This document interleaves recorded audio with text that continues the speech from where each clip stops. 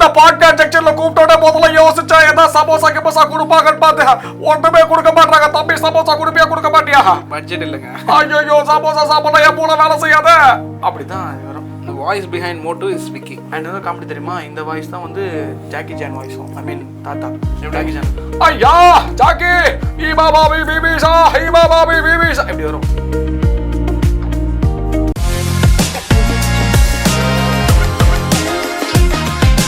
Hi guys, you're watching Podcast Junction, an exclusive show Road to Success.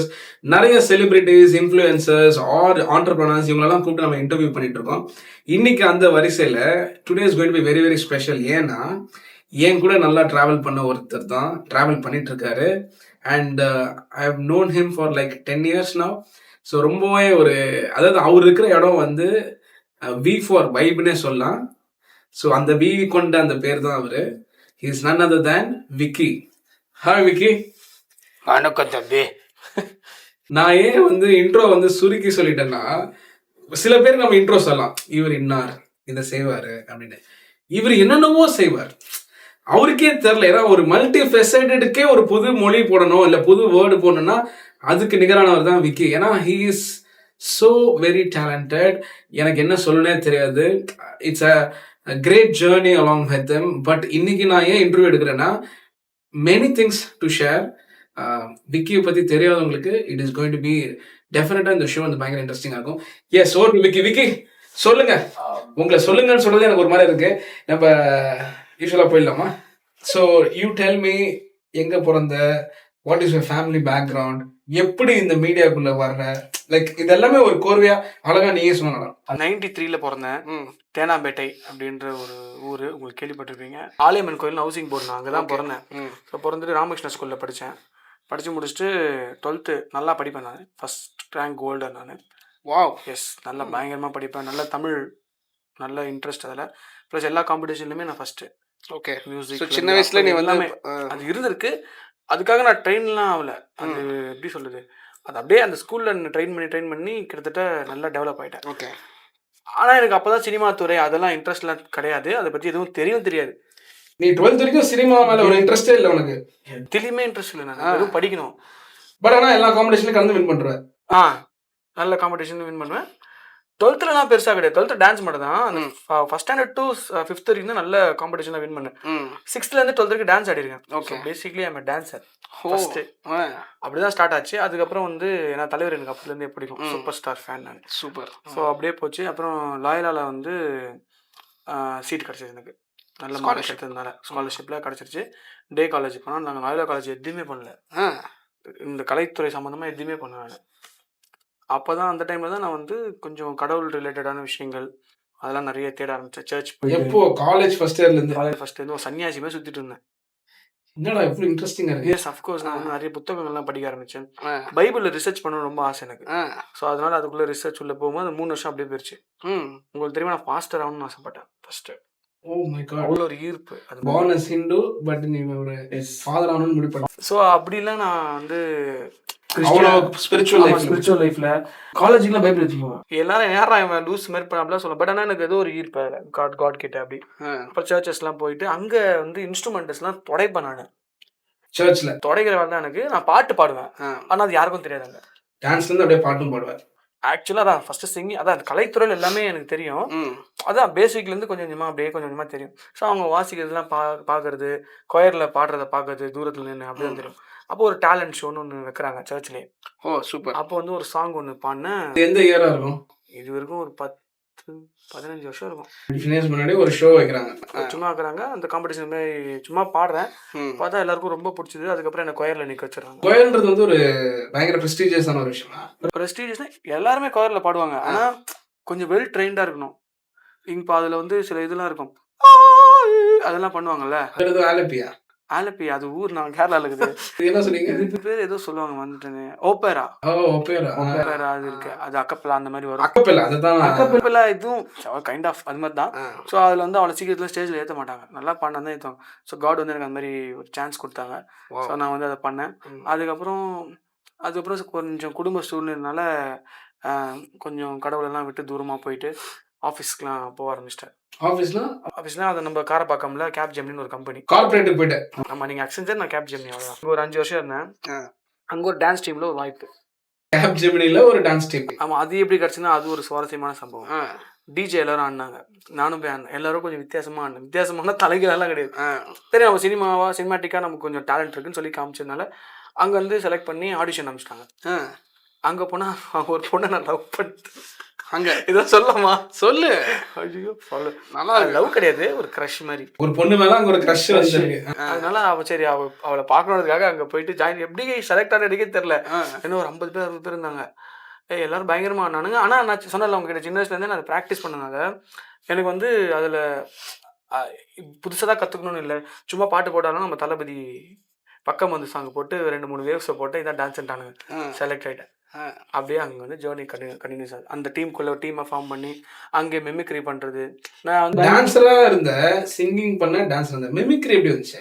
அது imitation பழக்கம். நான் சின்ன வயசுலேருந்து யாராவது பண்ணாங்கன்னா எக்ஸாக்டாக அவங்க மாதிரி பண்ணிடுவேன் நான். இமிடேட் பண்ணுறேன். ஆமாம். இப்போ நான் மெமிக்ரி பண்ணும்போது நம்ம எப்படியும் வாய்ஸ் மட்டும் பேச மாட்டோம்ல, பாடி லாங்குவேஜும் பண்ணி தான் ஆகணும். ஸோ அந்த பாடி லாங்குவேஜ் எடுக்கிறது எனக்கு ரொம்ப ஈஸியாக, அது ரொம்ப பழக்கம் எனக்கு. இது எப்படி பண்ணுறீங்க கேட்பேன். ஆக்சுவலாக அது ஒரு ஹேபிட். ஓஹோ. இப்போ நீங்கள் பண்ணுறீங்கன்னு வச்சுங்க, ரொம்ப எக்ஸாக்டாக வாய்ஸ் எடுக்க முடியாது, ஆனால் உங்கள் பாடி லாங்குவேஜ் நான் ஈஸியாக எடுக்க முடியும். இந்த இன்டர்வியூ முடிஞ்சது கடமை உங்களை மாதிரி எடுத்துருவேன் நான். சூப்பர். அது மாதிரி அது வந்து ஒரு சில சமயம் வந்து பாடி ஷேமிங்காகவும் மாறதுக்கு வாய்ப்பு இருக்குது. அது ரொம்ப எப்படி சொல்லுங்கள், கேர்ஃபுல்லாக ஹேண்டில் பண்ணும். ஒரு சில பேர் கோவப்பட்டு திட்டம் செஞ்சுருவாங்க. நிறைய வாங்கியிருக்கேன், அதுக்காக சொல்கிறேன். ஸோ அந்த மாதிரி ஸ்டார்ட் ஆச்சு மிமிக்ரி. அப்படி ஸ்டார்ட் ஆனே அப்புறம் அந்த பொண்ணு வந்து வேற ஒரு பையனை லவ் பண்ண போயிடுச்சு. ஆனால் நான் விடல. எனக்கு சின்ன வயசுல லவ் பண்ணி கல்யாணம் பண்ண தான் ஆசை. லவ் விடல. ஆமாம். அதுக்கப்புறம் நான் இன்னொரு பொண்ணு லவ் பண்ணேன். அதுக்கப்புறம் லவ் பண்ணும்போது அதுவும் பிரேக்கப் ஆயிடுச்சு. நீ சொல்றத பார்த்தா அட்டக்காஜி தினேஷ் தான். தினேஷ் கூட ஆட்டோகிராஃப் சேர் ஒரு அந்த பொண்ணை லவ் பண்றது பார்த்து ஒரு பொண்ணு கேமல்ல வந்துருச்சு. அதுதான் இப்ப நான் கல்யாணம் பண்ணி வச்சிருக்கேன். கல்யாணம் பண்ணி வச்சிருக்கேன்னா கல்யாணம் பண்ணி வீட்டுல வச்சிருக்கேன்னு சொன்னேன். நீ ஒரு பொண்ணை லவ் பண்றத பார்த்து இந்த பொண்ணுக்கு ஓமேன் லவ் வந்து அந்த பொண்ணு கழட்டி விட்டுச்சு, இந்த பொண்ணுக்கு ஓகே ஆயிடுச்சு. ஸோ ஆட்டோமேட்டிக்காக நம்மளோட லைஃப் ஹாப்பியாக செட் ஆயிடுச்சு. சமமாட்டு. அப்போ தான் வந்து விஜய் டிவியில் சீசன் 5 கலக்க பூஜா சீசன் 5 வருது. ப்ரோமோலாம் போடுறாங்க. எனக்கு ரொம்ப ஆசையாக இருக்கிறது பண்ணணும். ஆனால் எதுவுமே தெரியாது, சும்மா மிமிக்ரி ஜாலியாக பண்ணிட்டு இருப்போம். இல்லை இந்த சீசன் 5க்கு எப்படி போற? இப்போ ஆக்சுவலி கல்யாணம் ஆனதுக்கு அப்புறம் தான் சீசன் 5 போறேன். இல்லைண்ணே, அப்போல்லாம் நான் ஆஃபீஸில் ஒர்க் பண்ணிட்டு இருக்கேன். இன்னும் கேப் ஜெமினில ஒர்க் பண்ணிட்டு இருக்கேன். கேப் ஜெமினில ஒர்க் பண்ணிட்டு இருக்கேன். பசங்களாம் சொல்கிறாங்க நீங்கள் எதாவது போய் ட்ரை பண்ணுறாடுன்றாங்க. எனக்கு எதுவுமே தெரியாது. சரி ஓகே நம்ம ட்ரை பண்ணலாம் அப்படின்னு ட்ரை பண்ணால் தான் அப்போ லவ் கூட பண்ணல நான். அப்போ லைன் ப்ராக்ரஸில் இருக்குது. ஓகே. அப்போ சீசன் 5ஓட ஆடிஷன் வருது. நான் போகல. ஆனால் அப்புறம் ஆனால் ஆசையாக நம்ம பண்ணிருக்கலாமோ அப்படின்ட்டு சொல்லியிருந்தேன். அப்புறம் தெரியும்ல வீட்டில் நமக்கு காசு தேவைப்படும், அதெல்லாம் தேவைப்படுறதுனால நான் அப்படியே விட்டேன். அப்போ 18,000 ஏதோ சேலரி தான். அதை வாங்கிட்டு இருக்கும்போது அப்புறம் லவ்வும் ஆயிடுச்சு. அப்போ கிருத்திகா என் ஒய்ஃப் வந்து ஒரு நாள் கேட்குறாங்க, நீ தான் நல்லா டேலண்டாக இருக்கே, ஏதாவது சினிமா கினிமா ட்ரை பண்ண வேண்டியதானே. ஐயோ என்னாலாம் முடியாது, எங்கள் வீட்டில் எங்கள் அம்மாலாம் திட்டுவாங்க, எனக்கு வந்து சப்போர்ட் இல்லை அப்படின்லாம் சொன்னோன்னே, இல்லை நீ ட்ரை பண்ணு அவள் தான் சொன்னான். ஸோ அது படத்தில் வர மாதிரி சொல்லிட்டா. எஸ், ஆனால் ரியல் லைஃப்பில் எப்படி இருக்கும்னு நமக்கு தான் தெரியும். ஸோ அவள் சொன்ன உடனே நான் என்ன பண்ணேன், ரெண்டுமே ட்ரை பண்ணலான்ட்டு ஒரு முட்டாள்தனம் பண்ணேன். ஆஃபீஸ் காலையில் போகிறது, நைட்டு வர்றது, அப்புறம் ஒரு நாள் லீவ் போட்டு ஆடிஷன் போகிறது. நம்ம தம்பி ஒருத்தருங்க ரோஹித்னு, நானும் அவனும் எல்லா சேனலும் ஏறி இறங்கும். ஆமாம். அந்த அப்போ அவன் படிச்சுட்டு இருந்தான், அதனால் அவனுக்கு எதுவும் தெரில.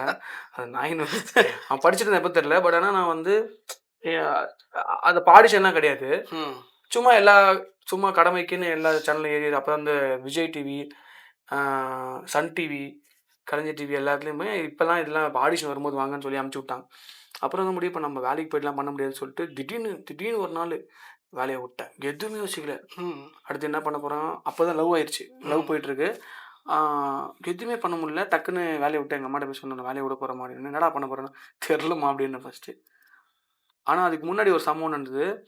விஜய்ட்டு வந்து சிரிப்புடான்னு ஒரு நிகழ்ச்சி, அந்த நிகழ்ச்சியில் வந்து நான் ஆடியன்ஸாக போனேன். இது எப்படி இருக்கும் அப்படின்னா, செம்மையாக லைட்லாம் இந்த மாதிரிலாம் செட் பண்ணி உட்கார வச்சிட்டாங்க. கைத்தட்டுற வேலைக்கு போனேன். அப்போ நான் சும்மா மனசில் நினச்சேன்னா, நான் அடுத்த வருஷம் இந்த ஸ்டேஜில் வந்து நான் பர்ஃபார்மராக இருப்பேன் சும்மா நினச்சேன். நான் சொல்லக்கூட இல்லை. நீ நம்ப மாட்டேங்க, சீசன் 7ல் நான் செலக்ட் ஆகிட்டேன். அதுவும் ஒரு பெரிய கதை. நம்ம ஃப்ரெண்டு ஒருத்தர் இருக்கான் கார்த்தின்னு சொல்லிட்டு. அவன் அப்போ ஜூலி செம்ம ஃபேமஸ், பிக் பாஸ் ஜூலி. அப்படியே பேசுவான் எக்ஸாக்டாக, நல்லா மிமிக்ரி பண்ணுவான். நான் 2 வாய்ஸ் 3 வாய்ஸ் பேசுகிறேன், என்னை செலக்டே பண்ணல. அவனை செலக்ட் பண்ணிட்டாங்க யூனிக்காக பேசுகிறான்ட்டு. அவனோட பேர் கடைசி சமயத்தில் வரலன்னு என்ன மாப்பிள்ளை நீ வாடா நம்ம பண்ணலாம் அப்படின்னு சொல்லிட்டு அவன் மனசை பாருங்க பண்ணலான்ட்டு சும்மா கூப்பிட்டு போனான். நான் செலக்ட் ஆகிட்டேன். செலக்ட் ஆகி ஒரு 2 ரவுண்டு போனோம். ஸ்கிரிப்ட் எழுதி நல்லா பண்ணோம். தாம்சன் சார் ரொம்ப எனக்கு ஹெல்ப் பண்ணார். தாம்சன் சார்ன்றது அவர் தான் டேரக்டர். அவர் தான் இப்போ இருக்கிற எல்லாரையுமே உருவாக்குன ஒரு ஆசான் அப்படின்னு சொல்லலாம். என்னோட குருநாதர் அப்படின்னு சொல்லலாம். அவர் வந்து ட்ரெயின் பண்ணார். கொஞ்சமாக ட்ரெயின் பண்ணிட்டு 2-3 ரவுண்டு போனோம். அதுக்கு மேலே கொஞ்சம் கஷ்டமாக இருந்தது. ஏன்னா எல்லாருமே பர்ஃபார்மன்ஸ் பயங்கர பர்ஃபார்மன்ஸு செம்மையாக மிமிக்ரி பண்ணுவானுங்க. நான் அப்போ தான் கொஞ்சம் பண்ணேன். ஸ்கிரிப்டெல்லாம் எதுவும் தெரியாது. பார்த்தா அடுத்த ரவுண்டில் வந்து ஏதோ ஒரு பண்ணோம். அது உள்ள ஒரு உள்குத்து நடந்தது. அதனால எங்களை வந்து அவனை எலிமினேட் பண்ணிட்டாங்க. ஏன்னா அன்றைக்கி நான் வந்து மேடி வாய்ஸ் பேசினேன். மேடி நான் கொஞ்சம் பர்ஃபெக்டாக பக்காவாக பேசிடுறேன். அதனால சார் அது ரொம்ப பிடிச்சி என்னை செலக்ட் பண்ணிட்டார். ஓகே நீ இருடா அப்படின்ட்டு எனக்கு இன்னொரு பேர் கொடுத்தாரு. அப்படி செலக்ட் ஆகி அதுக்கப்புறம் 2 ரவுண்ட் அதனால என்னால் தாண்ட முடியல. அங்கேயும் எலிமினேட் ஆகிட்டேன். எலிமினேட் ஆகிட்டு அதுக்கப்புறம் ஜீ தமிழில் ஒரு வாய்ப்பு கிடைக்குது. நம்ம நண்பர் விக்னேஷ் ஆண்டனி அவர் மூலிமா. அவர் தான் வந்து மீடியாவில் என்ன இன்ட்ரடியூஸ் பண்ணாரு. அவர் இன்ட்ரடியூஸ் பண்ணி நானும் அவரும் பேர் ஆகி கிட்டத்தட்ட 1 வருஷம் ட்ராவல். தமிழ் என்ன ஷோ? காமெடி கில்லாடிஸ்னு ஒரு ஷோ. ஓகே. அது கிட்டத்தட்ட 1 வருஷம் பண்ணோம். 1 இயரா நீ வந்து இது மட்டும் தான் பண்ணிட்டு இருந்த. அப்போ நான் வந்து சோஷியல் மீடியா பக்கமே கிடையாது. அப்போ எல்லாம் பூம் ஆகிட்டு இருக்க டைம். ஆனால் நான் வந்து சேனல் தான் பண்ணணும் அப்படின்ட்டு இருந்துட்டேன்.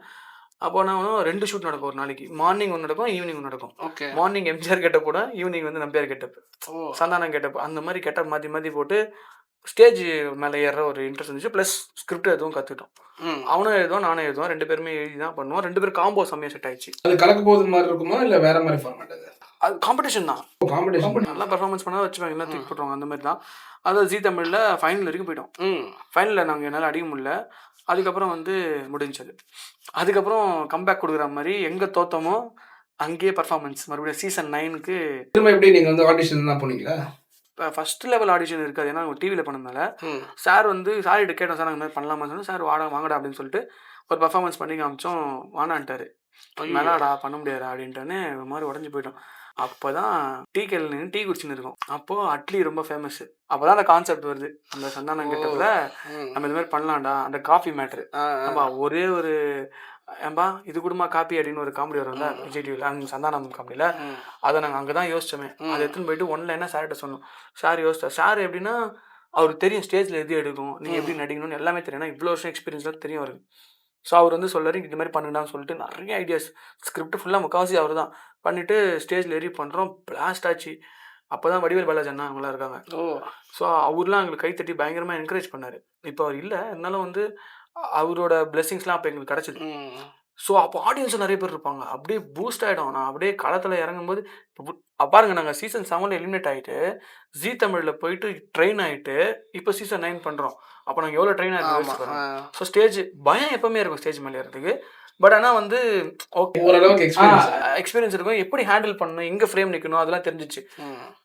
பண்ணோடனே ஃபஸ்ட்டு ப்ரோமோவே எங்களுக்கு தான் விஜய் டிவியில். கலக்க போகுது சீசன் 9ஓட ஃபர்ஸ்ட் ப்ரோமோ டிவியில் வந்து எல்லாரும் ஃபோன் அடிக்க ஆரம்பிச்சிட்டாங்க. எப்போ நீ தளபதியை கலாய்க்கலாம் அப்படின்ட்டு. ஆமாம், அவனை எதுவும் சொல்ல. என்னதான் நான் தான் வந்து சந்தானம் கெட்டப்பில் பயங்கரமாக கலாய்ச்சிருப்பேன் தளபதி. சொல்லி அது நிறைய எடிட் பண்ணிட்டாங்க. நான் அட்லியை கலாய்ச்சிருப்பேன். அவன் அட்லி வந்து வருவார். இது வந்து என்னப்பா சாப்பிட்ற அப்படின்னோடனே எனக்கு ஒரு காஃபி போதும் அப்படின்னு. ஏன்பா சாப்பிட்றதுல விடமா காப்பி அப்படின்னு காஃபி அடிக்கிறாரு அப்படி. அது நான் ஜென்ரலாக தான் பண்ணோம். நான் யார் மட்டும் புண்படுத்தாதில் தான், அது காமெடிக்காக பண்ணோம். அது தளபதி ரசிகர்லேருந்து ஒரே ஃபோன் பண்ணி நான் சீசமாக கேட்டானுங்க. அதுக்கப்புறம் என்ன தொட முடியல. ஏன் சொல்லுங்கள். ஏன்னா அடுத்த கெட்டப்பில் நான் எம்ஜிஆர் கெட்டப் போட்டேன். தலைவர் எப்படி தொட முடியும் அப்படின்ற மாதிரி கெட்டப் போட்டு ஃபுல்லாக பர்ஃபார்மன்ஸ் போயிட்டே இருக்கு. பார்த்தா கொரோனா. நான் வந்து அப்படியே ஷோ ஸ்டாப்பு. 3 மாதம் 4 மாதம் அப்படி ஸ்டாப் பண்ணிட்டேன். அதுக்கப்புறம் ஆடியன்ஸ்லாம் வரக்கூடாதுன்னு சொல்லிட்டு அந்த போர்டுலாம் வைப்பாங்களே ஆக்டருங்க மாதிரி போர்டுலாம் வச்சு ஆடியன்ஸே இல்லாமல் பர்ஃபார்மன்ஸ் பண்ணிட்டு இருந்தோம். ட்ராப் அடிக்கிறது கூட யாருமே கிடையாது. நீங்கள் ஜட்ஜஸை தான் இம்ப்ரெஸ் பண்ணோம். அப்படி கொஞ்சம் கொஞ்சமாக வந்து ஃபைனலுக்கு முன்னாடி ரவுண்டில் எலிமினேட் ஆகிட்டோம். செமிஃபைனல்ஸில். அதுக்கப்புறம் என்ன பண்ணுறதுன்னு தெரில. ஆனால் அப்போ நான் வந்து மார்க்கெட்டிங்கில் இருந்தேன். ஹிமாலயா பேபி கேர்னு ஒரு கம்பெனியில் மார்க்கெட்டிங்கில் வேலை செஞ்சுட்டு தான் இதை. ஆனால் எனக்கு வந்து மார்க்கெட்டிங்கில் இருக்கும்போது வெளியில் சுற்றுற வேலை தானே. ஸோ வெளியில் சுற்றிட்டு ஷூட்டிங் போகிறது, ஷூட்டிங் போய்ட்டு வெளியே சுற்றுது, அந்த மாதிரியிலே இருந்தேன்னா அப்போ எனக்கு கரெக்டாக இருந்துச்சு அந்த ஜாப். அப்போ ஒரு சேல்ஸ் ஆஃபீஸர் பேபி கேர் கேட்டுக்கோங்க. நான் சப்போர்ட் பண்ணேன், வேலை தான் கரெக்டாக பண்ணுறோம்ல. ஸோ அங்கேயும் எனக்கு டபுள் ப்ரொமோஷன் மாதிரி. பாருங்கள் எப்படி நடந்தது. கிஃப்ட்டு, காட் கிஃப்ட் எல்லாமே எனக்கு பெஸ்ட்டாக தான் கிடைக்கும் லைஃப்பில். லைஃப்லேருந்து எல்லாமே பெஸ்ட்டு தான். ஹிமாலயாவில் ஒர்க் பண்ணும்போது எனக்கு டிகிரின்றதுனால எனக்கு சேல்ஸ் ஆஃபீஸர் கொடுத்துட்டாங்க இமீடியட்டாக. இங்கே கலக்க போதில் செலக்ட் ஆகிட்டேன். இப்படியே போயிட்டே இருக்கு. ஆனால் 2 பக்கமும் என்னால் ஓட முடியல. அதுக்கப்புறம் அந்த வேலையை ரிசைன் பண்ணிட்டு கொஞ்ச நாள் ஜொமேட்டோ ஓட்டியிருந்தேன். என்னதான் நடக்குது சும்மா எக்ஸ்பீரியன்ஸ்க்காக 1 வாரம் ஓட்டினேன். அதுக்கப்புறம் இது என்னடா இது அப்படின்ட்டு அதையும் விட்டேன். அப்புறம் கொஞ்ச நாள் சும்மா இருந்தேன். அதுக்கப்புறம் என்ன பண்ணேன், தேட ஆரம்பித்தேன் எல்லா சேனல்ஸ்க்கும். அப்போ சார் வந்து கலக்கப்பதார் முடிஞ்சு சாம்பியன்ஸ் பண்ண வந்து சொன்னார். அப்போ நான் கேட்டேன் சார் நான் வந்து ஜாயின் பண்ணிக்கிறேன் சார் வாடா அசிஸ்டண்ட்டாக ஜாயின் பண்ணி சொன்னேன்.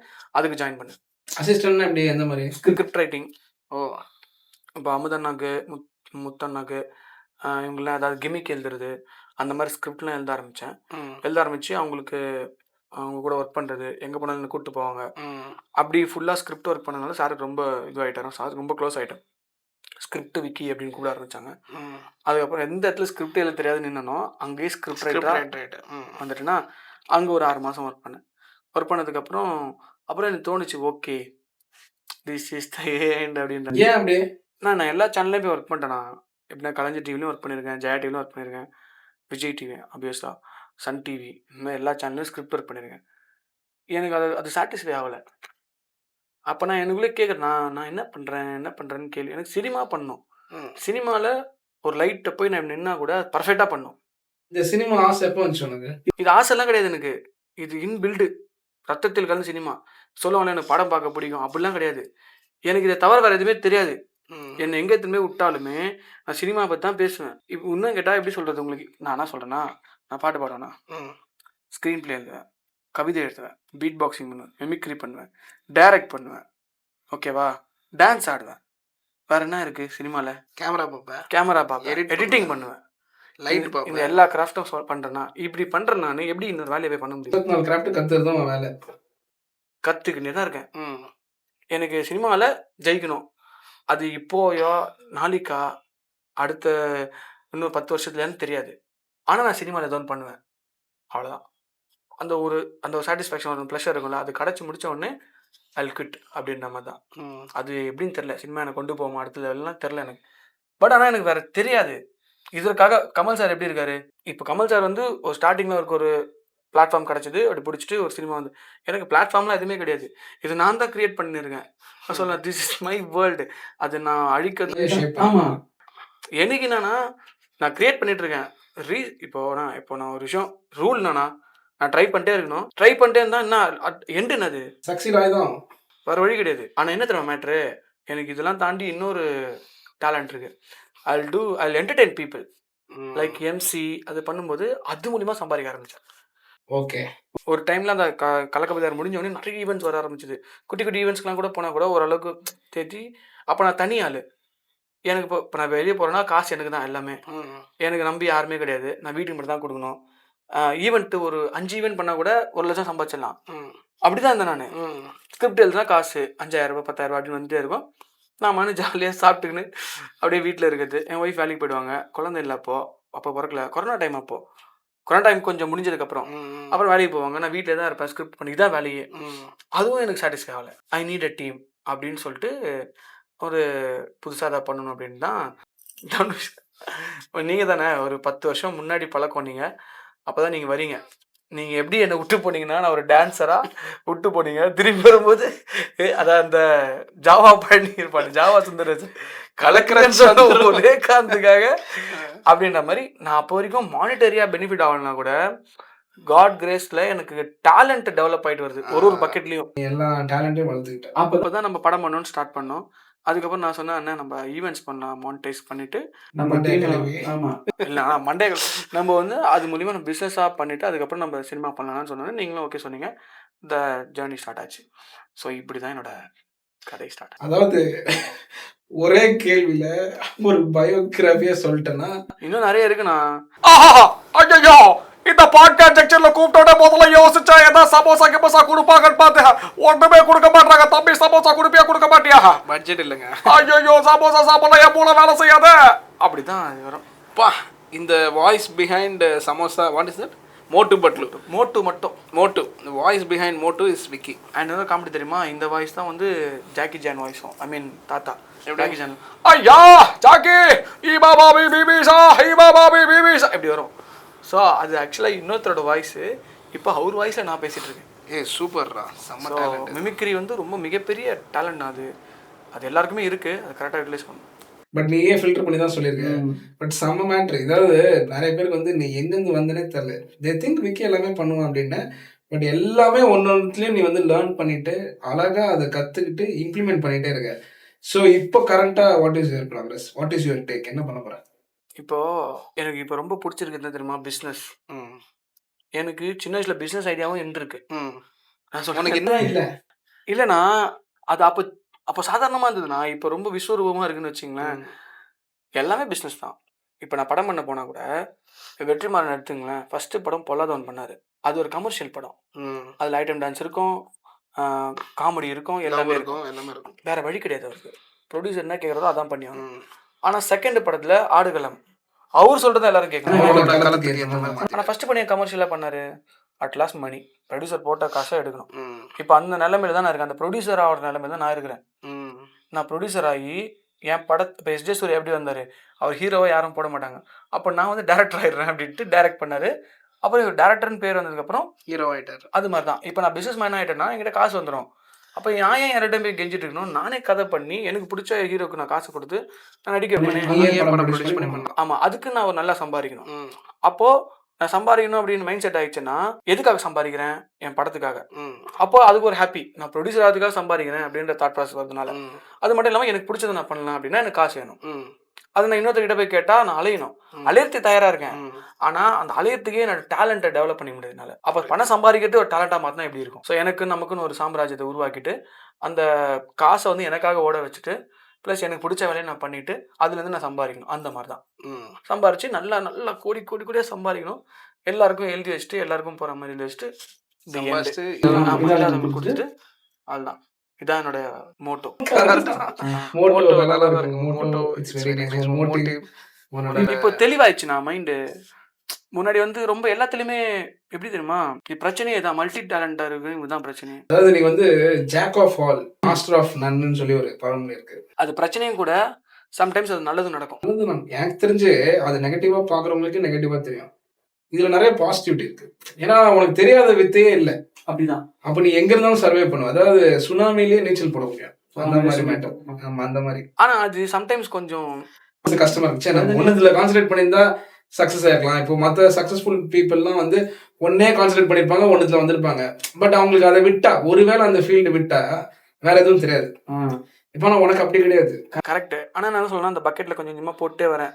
எல்லா பக்கெட்டும் ஃபில் பண்றது நல்லது. ஃபில் பண்ணிட்டே தான் இருக்கேன். இதுல எது ஃபர்ஸ்ட் ஃபில் ஆகுதோ ஃபில் ஆயிடணும். ஏதாவது ஒண்ணு அது ஃபர்ஸ்ட் ஃபில் ஆகுது தெரியுமா? ஆட்டோமேட்டிக்கா இது வந்து தண்ணி இதுல ஊத்திக்கலாம். ஐ திங்க் உனக்கு வந்து jack of all master of all அதான் நடக்கும்னு தெரியல. பட் ஆனா காட் கொடுத்துருக்காரு.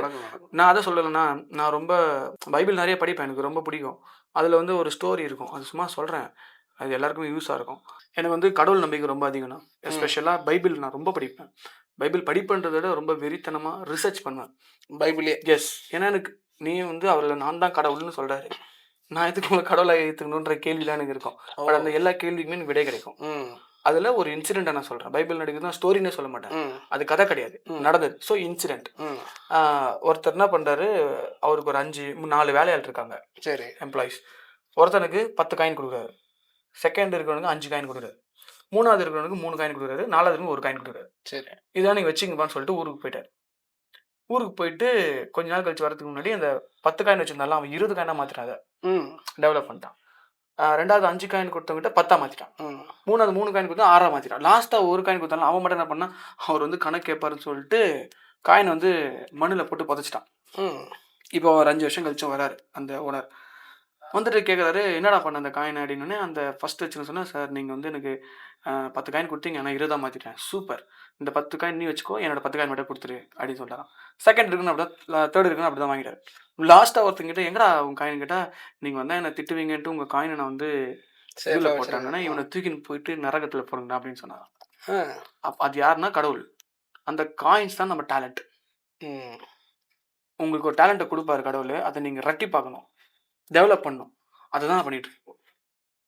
நீ சும்மா வச்சிருந்தேன்னா அது வேஸ்ட், அது யாருக்குமே உதவாதே. ஸோ அந்த மாதிரி இப்போ சமீபத்தில் எனக்கு மைக்கேல் ஜாக்சன் ரொம்ப இன்ஸ்பயர் ஆகிட்டார்.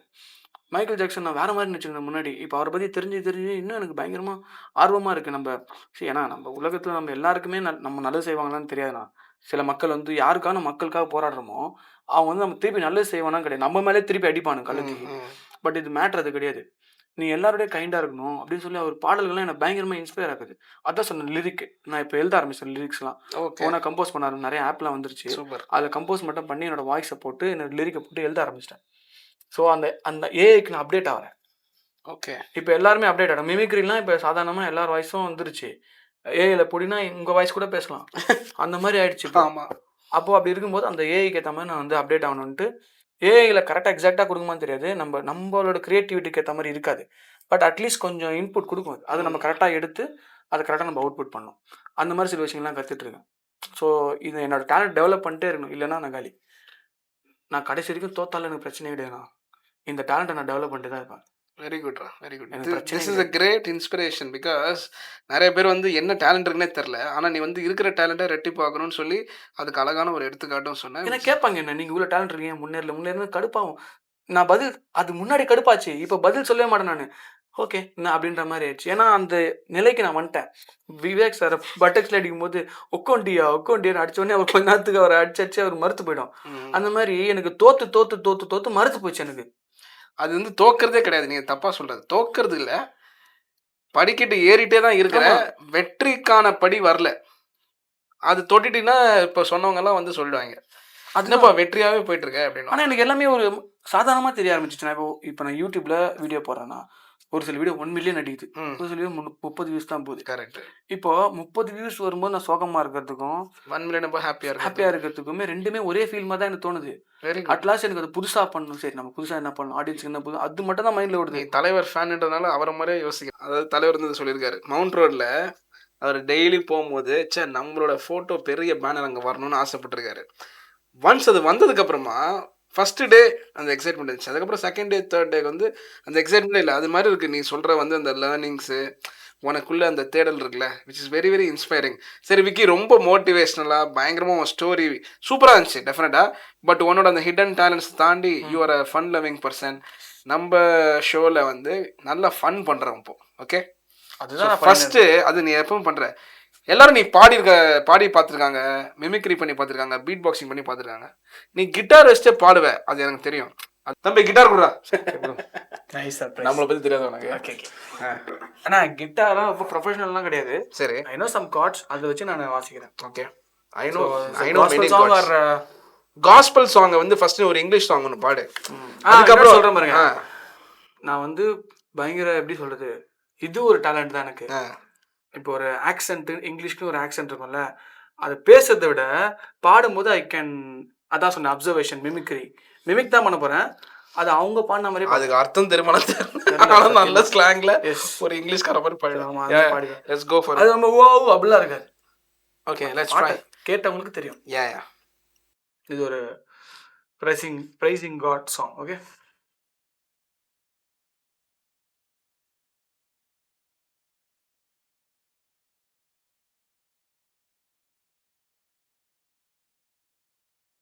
I come before you today,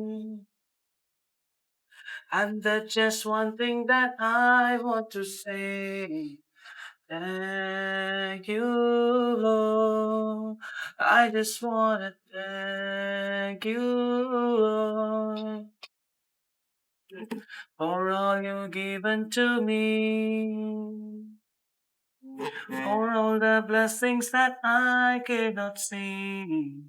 Thank you, Lord. I just want to thank you, Lord. With a grateful heart, with a song of praise, with an outstretched arm, I will bless your name. With a grateful heart, with a song of praise, with an outstretched arm, I will bless your name. Oh, thank you, Lord. I just want to thank you, Lord. Thank you, Lord. இது செம்மையாக இருக்குடா, டிஃப்ரெண்ட்டாக இருக்குது. நீ யூஸ்வலாக பாடுற தமிழ் பாட்டை விட இது ஒரு ஃபீல் இருக்குது. எனக்கு அது ஒரு யுவன் சாங் கொடுத்த ஒரு ஃபீல் இருக்குது. கடைசியில் அந்த டியூன் சேஞ்ச் நல்லா இருந்துச்சு. இப்போ தமிழ் சாங் நல்லா செம்மையான ஒரு Tamil song. Tamil song, cinema song சொல்லுங்க. அப்சல்யூட்லி. பின்ன ஓன் கம்போசிங் கதை பாடலாம். சரி, ஓகே, ஒரு இண்டிவிஜுவல் மியூசிஷியனாக ஓன் கம்போசிஷன் பாடு. கண்டிப்பாக இது வந்து ஒரு தனிமைக்காக ஒரு பையன். தனிமை அப்படின்ற ஒரு விஷயம் வந்து நம்மளை வந்து நிறைய சிந்திக்க வைக்கும், சம்டைம்ஸ் தப்பு பண்ணவும் வைக்கும். ஆமாம், தனிமையில் நிறைய தப்புகளை யோசிச்சிருப்பீங்க. நல்லது நல்லதும் யோசிச்சு. யோசிச்சிருப்பீங்க. ஸோ அது அது அது வந்து எப்படி சொல்றது, எப்படி எடுத்துக்குதுன்னு தெரியாம ஒரு ஃபீல் பண்ணி ஒரு பாட்டு ஒரு பையன் பாடுறான். நீங்க ஏன் கம்போஸ் பண்ணிருக்க? எஸ், நானே கம்போஸ் பண்ணி own lyric, own tune. Super. ஆமா. கமான். கிட்டத்தட்ட இதே கார்ட்ஸ் தான் வரும். And professional guitarist please forgive me. ரொம்ப ப்ரொஃபஷனலாக வாசிக்க மாட்டேன், but I know some music, அவ்வளோதான். சிந்திக்க தூண்டும் தனிமையே, எண்ணத்தை சீரழிக்கும் தனிமையே, ஓ மஞ்சத்தில் நான் வீழும் முடிகளில் உன் மஞ்சத்தில் நான் சீரை தனிமையே,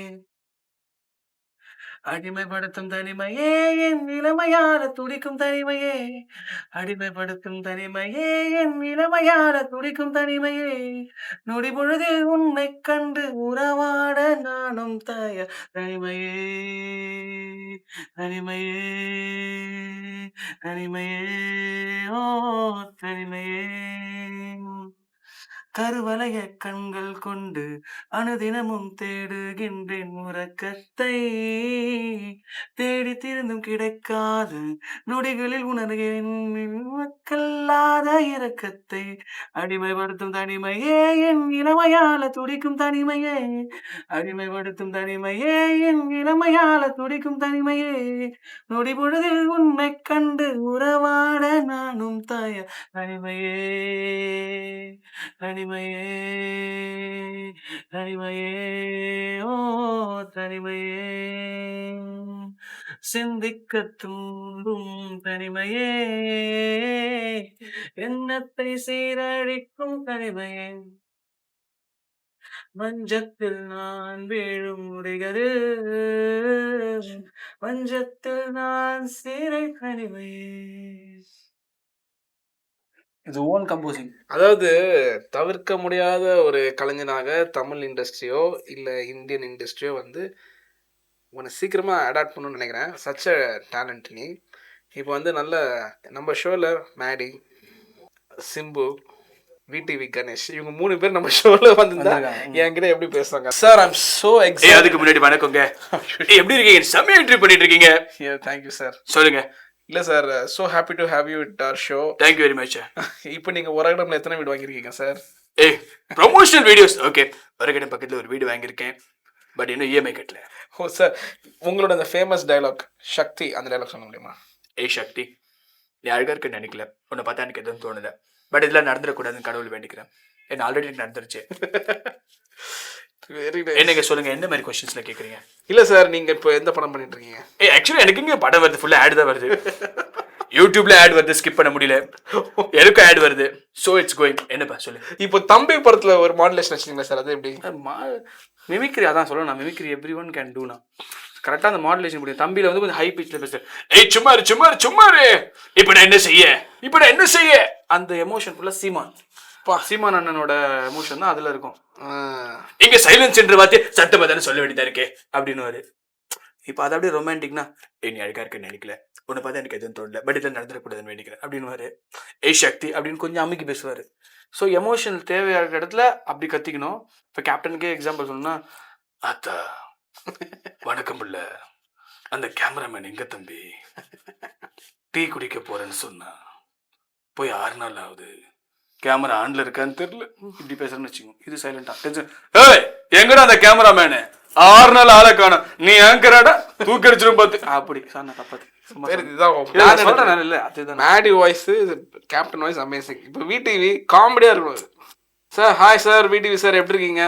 தனுஷ், நீ அப்பா நம்ம கூட சிம்பு தான் க்ளோஸா இருப்பான், இப்ப தனுஷ் க்ளோஸா இருக்கிறான். என்ன கேள்வி கேக்குறியோ கேளு, ஆனா கான்ட்ராவர்சி வேணாண்டா, கண்டம் பண்றவனுக்கு நம்மள. இல்ல தளபதி உங்க ஃப்ரெண்டு, சிஎம் ஆனதுக்கு அப்புறம் நீங்க என்ன நினைக்கிறீங்க? தளபதி என் ஃப்ரெண்டு, நான் சொன்னேன்னா அவருக்கும் இவருக்கும் 25 வயசு டிஃப்ரெண்ட் இருக்குது. இது எங்கேயோ கேட்ட மாதிரி இருக்கு. அது அப்படிதான் கனெக்ட் பண்ணிக்கணும். இப்ப போய் கை குத்துட்டு ஒரு போட்டோ எடுத்துட்டு வரலாம், மத்தபடி எதுவும் பண்ண முடியாது. பூஜா ஹெக்டோட ஒர்க் பண்ணது எப்படின்னு சொல்லுங்க. நான் எங்கிட்ட ஒர்க் பண்ணேன், அந்த சீன் எப்படி எடுத்தானுங்க தெரியுமா? தனி ஷாட் எந்து அதை எடுத்து முடிச்சுட்டு என்ன வீட்டுக்கு அமிச்சிட்டானுங்க. என்ன மாதிரி ஒரு டூ பண்ணிக்க வச்சு ஓடிஎஸ் வச்சுட்டானுங்க. பூஜா ஹெக்டேவை எடுத்துட்டு அப்புறம் காட்டுறானுங்க. படத்துல பார்க்கும்போது எனக்கே ஷாக். ஐயோ, நான் என்ன பண்றது சொல்லு. கரெக்ட். ஸோ வாங்க எஸ்டிஆர் அவர்களே, சொல்லுங்க சிலோ. நான் உங்களோட பெரிய ஃபேன். நீங்க என்னோட ஃபேனா இருக்கிறது ஓகே, ஆனா நான் என்ன சொல்றேன்னா என்னோட ஃபேனா இருக்கிறத விட என்னோட ஃபேன் என்ன செய்வானோ அதை நீங்க செய்யுங்க. Sure sir, sure. நல்லது செய்யுங்க, ஒரு மாடு வளங்க. ஓகேவா? Okay sir. வேற ஏதாவது கேள்வி இருக்கா? அந்த நண்டு கதை கொஞ்சம் சொன்னா நல்லா இருக்கும். ஏங்க நானே படத்துக்கு கதை இல்லாம கஷ்டப்பட்டுக்கிட்டு இருக்கேன், நீங்க நண்டு கதை வண்டு கதைலாம் கேட்டா நான் எங்கெங்க போறது? என்ன சார் படமே வரல? அதாங்க ஓடிடி ரீசார்ஜ் பண்ணுங்க வரும், ரீசார்ஜ் பண்ணாம எப்படிங்க படம் வரும்? உங்க படமே வரலையே. வருங்க, நான் வர்றேன், தண்ணியா வர்றேன். என்னோட படம் வரும்பொழுது எங்க மன்மதன் எடுத்து எவ்வளவு வருஷம் ஆகுது தெரியுமா? ஆமா. ஆனா அதுக்கப்புறமே என் ஃபேன்ஸ் என் கூட இருக்காங்கன்னா காரணம் என்ன? என்ன? ஏன்னா எல்லாரும் எஸ்டிஆர் ஃபேன்ஸ். சம்பந்தமே இல்லாம பேசுவேன், ஆனா அதுல ஒண்ணு இருக்கும், புரியுதோ? தட்ரா. இப்போ நீங்க அது பெக்யூலரா ஒரு வாய்ஸ் எடுத்துட்டு இருக்கீங்களே, அந்த வாய்ஸ் பேசுங்க. யாரு? SAC voice. அதாவது வா, என்னுடைய மகன் தளபதி விஜய், அவரை நீங்க இப்பதான் பாக்குறீங்க, நான் அவரை குழந்தையில இருந்தே பாக்குறேன். ஆமா, நீங்க தானே சார் அப்பா. இப்போ நீங்க தளபதியா மாறுங்க டக்குன்னு. இது வரைக்கும் எந்த யூடியூப் சேனலுக்குமே நான் வந்து இன்டர்வியூ கொடுக்கல, ஆனால் உங்கள் இன்டர்வியூக்கு வந்த முதல் காரணம், நான் ரொம்ப நாளாக வந்து உங்களை பார்த்துட்ருக்கேன், வாட்ச் பண்ணிகிட்ருக்கேன். எனக்கு வந்து நிறைய பிரச்சனைகள் வந்தாலுமே ஏதோ வித்தியாசமாக கொஞ்சம் யூனிக்காக ஆரம்பத்தில் நம்மளை ரொம்ப பேர் கலாய்ச்சாங்க, அதெல்லாம் நீங்கள் கொஞ்சம் கூட பொருட்படுத்தாமல் ஒரு விஷயம் பண்ணுறீங்களே. ஹேட்ஸ் ஆஃப் நண்பா. தேங்க்யூ. தொடர்ந்து நல்லது பண்ணுங்க, எஸ், நம்பிக்கையாக பண்ணுங்க, எஸ், எஸ். கடவுள் கூட இருப்பார். சூப்பர். சான்ஸே இல்லை, சான்ஸ் இல்லாமல் சான்ஸே இல்லை. செம்மையா பண்ணீங்க விக்கி அவர்களே. ஆக்சுவலி இது வந்து எனக்கு ஒரு இன்டர்வியூ மாதிரியே தெரில. உன்னோட லைஃப் ஹிஸ்ட்ரியை ரொம்ப அழகாக சொல்லியிருக்கேன். நம்மளுக்கே அந்த மாதிரி நேரமே கிடைக்கல உன்னோட ஹிஸ்ட்ரி சொல்கிறதுக்குலாம். இது ஒரு பெரிய சான்ஸாக நான் எடுத்துகிட்டு உன்னை பற்றி ஃபுல்லாக தெரிஞ்சிட்டதுக்கு எனக்கு ஆக்சுவலி வெரி இன்ஸ்பைரிங். உன்ன மாதிரி ஒரு டேலண்ட் வந்து ஐ திங்க் இப்போ நீ ரைட்டான பாத்தில் ட்ராவல் பண்ணிகிட்ருக்க. உன்னோட இந்த ரோட் டு சக்ஸஸில் நானும் ட்ராவல் ஆகிறதுல எனக்கு ரொம்ப ஹாப்பி. ஸோ தொடர்ந்து நீ நிறைய சக்ஸஸ் சந்திக்கணும், நானும் கூட இருந்து அந்த சக்ஸஸ்லாம் டேஸ்ட் பண்ணி நம்ம ரெண்டு பேரும் அந்த ஜங்ஷனை வந்து சரியாக எடுத்துகிட்டு போகணுன்றது வந்து எனக்கு வந்து ஆக்சுவலி ஒரு பூஸ்ட் வந்திருக்கு. ஏன்னா நீ ஒரு அவ்வளோ பெரிய டேலண்ட்டு நல்லா தெரியுது. Anyways, very very happy having you in our channel podcast junction. It was fun, absolute fun. So மக்களே, I hope you guys enjoyed this show. ஏன்னா விக்கி வந்து ஒரு மல்டி ஃபெசட்டடான ஒரு பர்சன், மல்டி டேலண்டட். அவரோட டேலண்ட்லாம் நீங்களே கேட்டு தெரிஞ்சுக்கிட்டீங்க. அவர் என்னென்ன பண்ணார், என்னென்ன ஸ்ட்ரகிள் இருந்துச்சு, நவ் வேர் இஸ் அப்படின்றதெல்லாம் பார்த்துட்டீங்க. எனக்கு பர்சனலாக என்னோட பிரதர் அவர். ஸோ we are traveling togetherன்னும் போது எனக்கு அது ரொம்ப ஹாப்பியாக இருக்குது. அவரோட ஸ்டோரி எனக்கு இன்னும் இன்ஸ்பைரிங்காகவும் இன்னும் மோட்டிவேஷனாகவும் இருக்குது. I hope you guys enjoyed this. Okay guys, அடுத்து நம்ம ஷோவில் யார் வரான்னு வெயிட் பண்ணிட்டே இருங்க. தொடர்ந்து எங்கள் சேனல் பாருங்கள். This is podcast junction and you are வாட்சிங் road to success show with me Dhanush. Thank you. Signing off. Take care.